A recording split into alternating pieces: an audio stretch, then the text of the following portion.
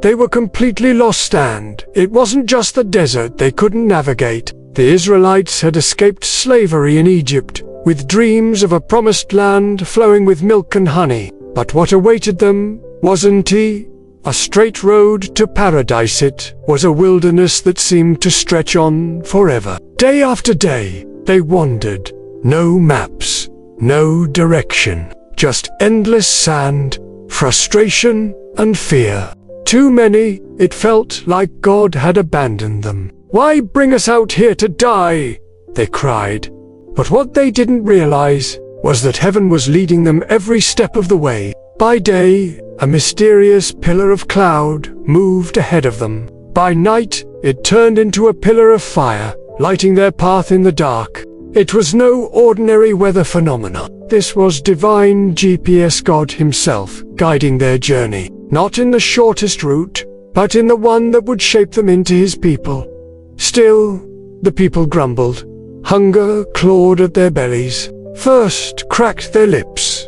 Faith flickered like a dying flame. Then came one of the most defining moments. The Red Sea.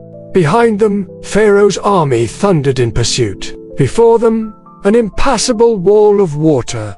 Panic erupted. There was nowhere to go. Trapped, but heaven had a plan. God told Moses to stretch out his staff. The sea didn't just part, it split in two, with walls of water towering on both sides. The people crossed on dry land, and just when Pharaoh's army tried to follow, the sea crashed back in, swallowing them whole. It was a miracle, but it wasn't the last. In the desert, when hunger overtook them, manna, mysterious, heavenly bread fell from the sky each morning. Quails flew into their camp by evening. When there was no water, God made it pour out from a rock. Their clothes didn't wear out. Their sandals didn't break for 40 years. Still, the journey was not just physical, it was spiritual. The Israelites weren't just lost in the wilderness, they were lost in their hearts. They struggled with doubt, idolatry, rebellion.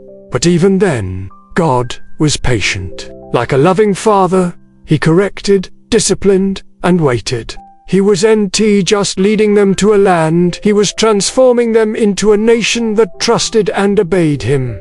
The journey that began with fear ended with faith. A new generation rose up, shaped not by slavery, but by miracles. When they finally stepped into the promised land, they weren't the same people who had left Egypt. They were stronger, wiser, and more aware that when you feel lost, it may be because heaven is rerouting you towards something better.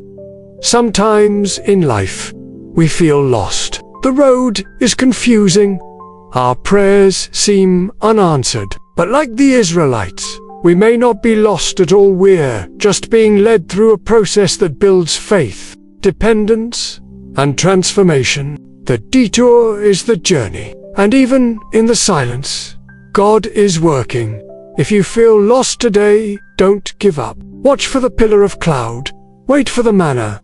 Trust the process. Heaven's plan is unfolding even when you can't yet see the promised land. Keep walking. Your miracle may be just ahead.